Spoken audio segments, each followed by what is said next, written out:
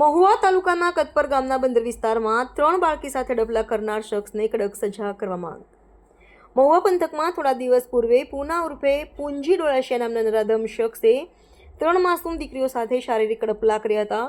જે ઘટના અંગે શખ્સ સામે પોસ્કો સહિતની કલમ હેઠળ મહુવા પોલીસમાં ગુનો દાખલ થયો છે।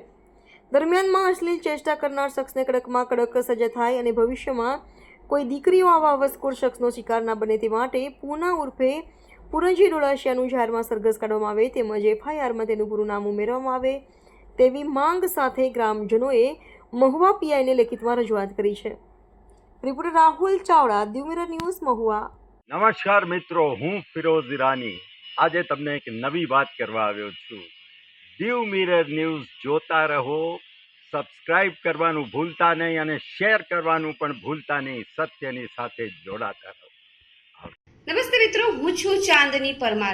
આપની મનપસંદ ચેનલ એટલે કે દીવ મિરર ન્યૂઝ ચેનલને લાઈક કરો, શેર કરો અને ફોલો કરો અને હા, તેમાં દરરોજ તાજા સમાચાર જોવાનું ભૂલશો નહીં। દીવ મિરર ન્યૂઝ દરરોજ લાઈવ અપડેટ ગુજરાત રાજ્ય દેશ દુનિયાના તમામ બ્રેકિંગ સમાચારો નિહાળો દીવ મિરર ન્યૂઝ ચેનલ પર।